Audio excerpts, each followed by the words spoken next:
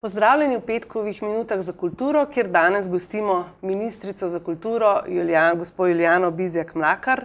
Pozdravljeni, hvala, da ste prišli na studio. Je poseben teden za vami, a ne? Kot ministrica ste preživeli prvi ta veseli dan kulture, ne, kot rečemo 3. decembru, ki ga zdaj že nekaj let praznujemo z odprtimi vrati kulturnih hiš. Kako se vam je zdel ta dan? Kako ste ga preživeli? Mislim, da je ta dan resnično ena takšna promocija za kulturo, ker to kulturno področje resnično potrebuje promocijo, tudi zaradi tega, da bi se ljudje zavedli, kakšne neizkoriščene možnosti tega področja so še, tudi za nova delovna mesta, za rast bruto družbenega proizvoda. In lahko rečem, da če ne drugega, so lahko spoznali, da imamo veliko dobrih kulturnih ustvarjalcev na vseh področjih umetnosti in tudi ostalih dejavnosti. To se pravi, vrata so bila odprta praktično vseh kulturnih ustanov za brezplačne kulturne dogodke.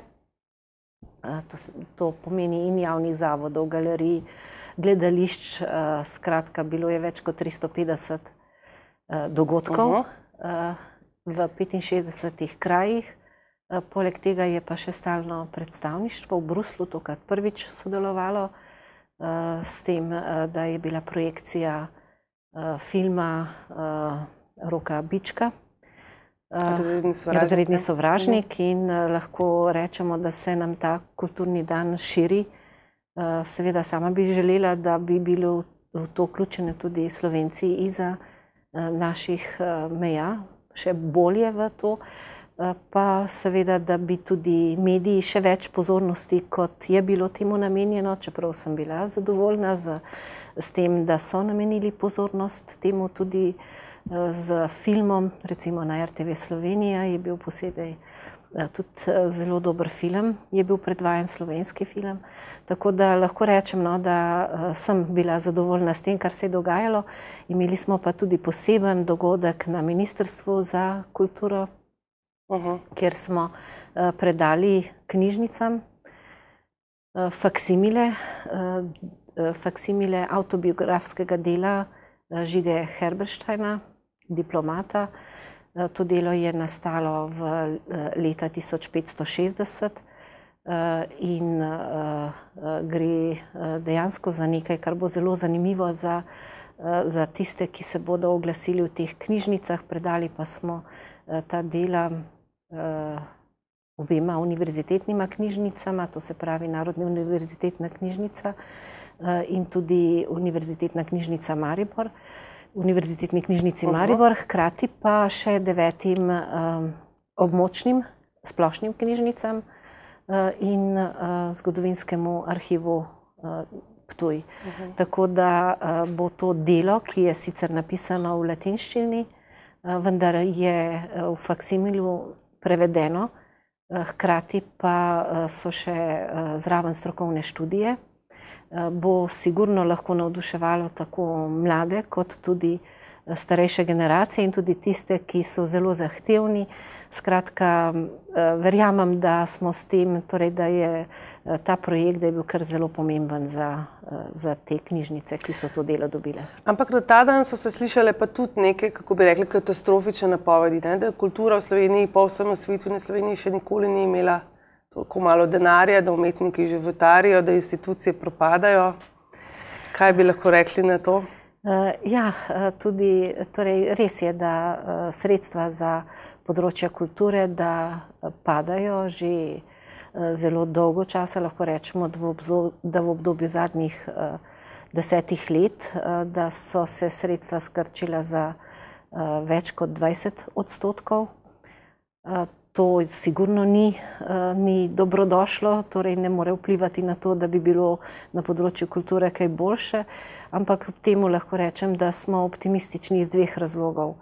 V letu 2014 smo uspeli prepričati to vlado, tudi finančnega ministra, da nam sredstva praktično, da nam niso krčili po rebalansu proračuna, čeprav je bilo v začetku, ko smo se začeli pogajati, je izgledalo precej katastrofično lahko rečem, 8,8 milijonov so nam želeli krčiti in to je pri 165 milijonih, kolikor znaša letni proračun, je to kar znaten delež sredstev in bi resnično potem to pomenilo, da bi morali zapirati kulturne inštitucije ali pa še kaj drugega, skratka, to se pravi krčiti programe. No in na srečo se to ni zgodilo, kar pomeni, da razumevanje pri tej oblasti za področje kulture obstaja. Je pa res, da smo se kar dolgo časa pogajali, uporabili vse podatke, ki jih je bilo možno dobiti, tudi da smo prikazali, kakšno je res realno stanje in da delamo vse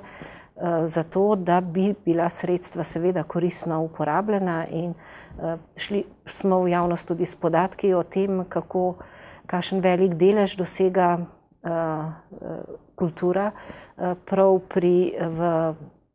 torej kakšna dodana vrednost je kulture pri bruto družbenemu proizvodu in seveda tudi s temi podatki, da je ta nivo praktično na istem nivoju ali pa včasih še celo večji, kot recimo prispeva gostinska dejavnost ali pa recimo bistveno večji kot živilska industrija in druge takšne pomembne panoge, za katere se smatra v javnosti, da prispevajo več.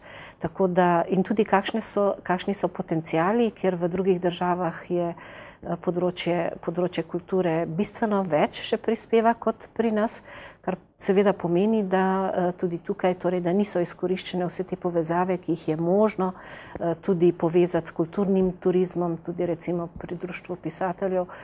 Že tedaj, ko sem se z njimi pogovarjala prvič, torej so imeli sami pisatelji predloge o teh pisateljskih poteh, ki bi se jih dalo bolje uporabiti. Skratka, znotraj kulturnega kroga to zavedanje je, ni pa še prodrlo v javnosti. Te možnosti so, kar se tega tiče, je pa res zaskrbljujoče. Je pa to, da sem ob prihodu na ministrstvo ugotovila, da smo izpustili priložnost, oziroma da je prejšnja vlada izpustila priložnost, da bi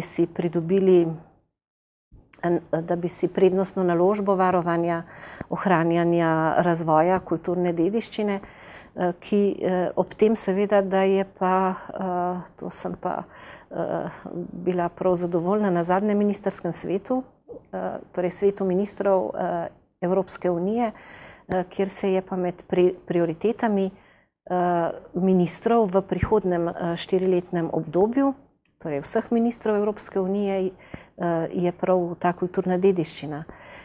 In seveda to pomeni, da je potrebno bistveno več tudi na tem delati in zaradi tega te dni seveda tudi zelo intenzivno iščemo rešitve, na kakšen način ta izgubljena sredstva, na kakšen drug način, kje jih dobiti, na kakšen in jaz upam, da se bodo ti napori, ki jih vlagamo v to smer, da se bodo tudi realizirali, ker sicer bomo ostali na tem, da bomo samo skrbeli za to, da se nam ne bi popolnoma vse uničilo v tem obdobju, kaj več na tem področju pa ne bo možno narediti. Če ni denarja, vemo, kaj je, potem je težko delati. Za vami sicer še ni 100 dni ministrovanja, vendar mogoče vi lahko poveste kakšen večji ukrep v bližnji prihodnosti, ki ga bomo občutili tako uporabniki, kot mogoče zavodi, umetniki, še spremembo večjo?